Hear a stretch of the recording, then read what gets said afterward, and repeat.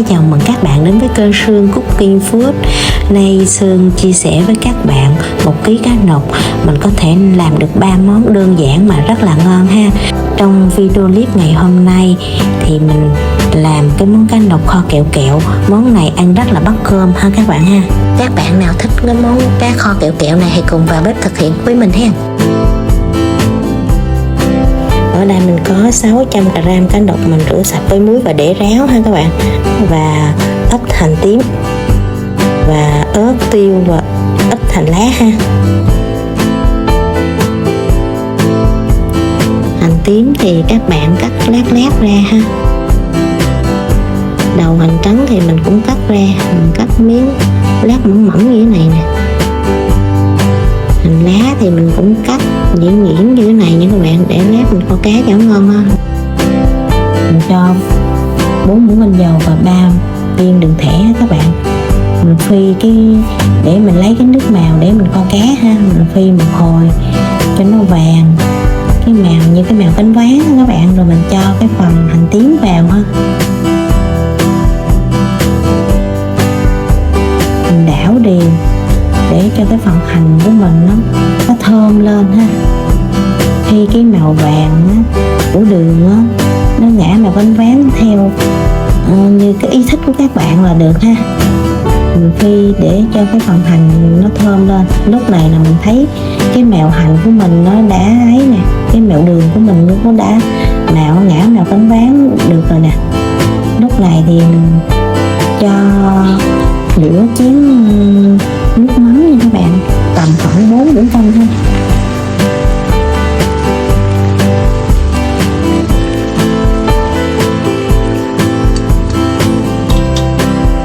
Mình cho vào nửa muỗng cà phê bột ớt rim ha, hoặc là ớt bột nha các bạn, và nửa muỗng cà phê muối, và nửa muỗng cà phê bột ngọt, nửa muỗng cà phê bột nêm luôn ha. Rồi mình đổ cá vào ha để mình kho ha, cho nó ngay ngắn để cho cái phần nước sốt đó các bạn, khi mình kho nó thấm đều hơn ha. Lúc này là các bạn để lửa thiệt nhỏ ha, tại mình kho là không có đổ nước nha các bạn, nước ở trong cá nó tự ra ha, với cái phần nước sốt là nó thấm vào cá, cho nên mình phải để lửa thiệt nhỏ. Xeo một hồi nè, cá của mình nó cũng đã bắt đầu nó sôi lên rồi đó các bạn. Nước sốt cá nó sôi lên thì lúc này mình cho cái phần ớt ha với tiêu xanh vào ha, với mình cho thêm nửa muỗng cà phê tiêu xay vào luôn ha các bạn. Rồi mình tiếp tục mình kho ha, mình kho để lửa nó liu riu để cho cái nước sốt nó thấm cá ha, để cho cá nó chín. Sau 15 phút thì mà cá của mình lúc này nó cũng đã chín về mặt rồi nè. Lúc này mình dùng một đôi đũa mình trở nha các bạn, lúc này mình trở nhẹ tay ha, để cho cái phần cá nó chín đều cả hai mặt và nước sốt nó thấm đều vào trong cá nha các bạn, để cho cá của mình nó thấm đều gia vị mình, nó ngon ha, nó cứng con cá lại, nó ngon, nó không có bị bể ha, nó không có bị vỡ con cá nha các bạn. Khi mình kho xong lúc này cá của mình nó rất là thơm luôn các bạn. Rồi mình tiếp tục mình kho ha các bạn, mình để lửa thiệt nhỏ liu riu thôi. Mình kho tới chừng nào mà các bạn, lúc này mình nêm lại cho thử coi có vừa ăn chưa ha. Mình nêm thì mình thấy cái độ ngọt nó còn thiếu ha, thiếu cái vị đường, nên mình cho thêm vào đây nửa muỗng canh đường nữa nha các bạn, để cho cá của mình nó đậm đà hơn ha, và nó có vị ngọt mặn nó sẽ ngon hơn. Và các bạn nên nếm theo cái khẩu vị gia đình của các bạn ha. Và mình cho thêm cái phần đầu hành trắng luôn nè, với hành lá luôn, Lúc này cá của mình nó cũng đã sánh lại rồi nè các bạn, nó kẹo lại rồi á.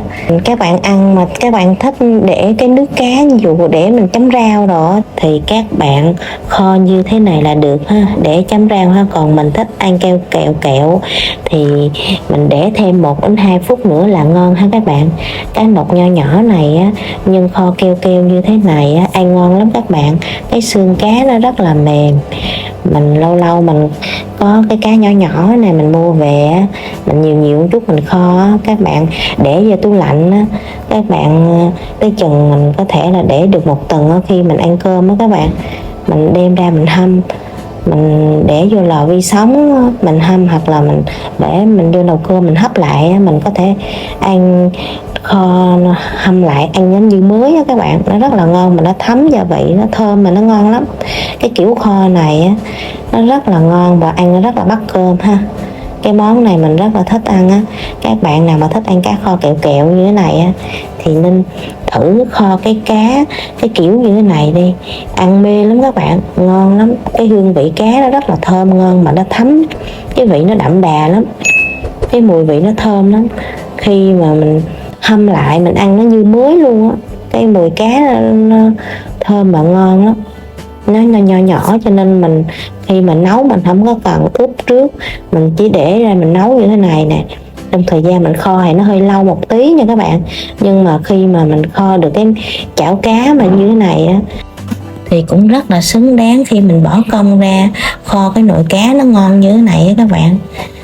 Lúc này cái chảo cá của mình nó cũng đã chín rồi ha, nó cũng đã kẹo như thế này, mình tắt bếp được rồi nha các bạn. Lúc này mình chỉ cần bưng ra và thưởng thức với cơm nữa là ngon.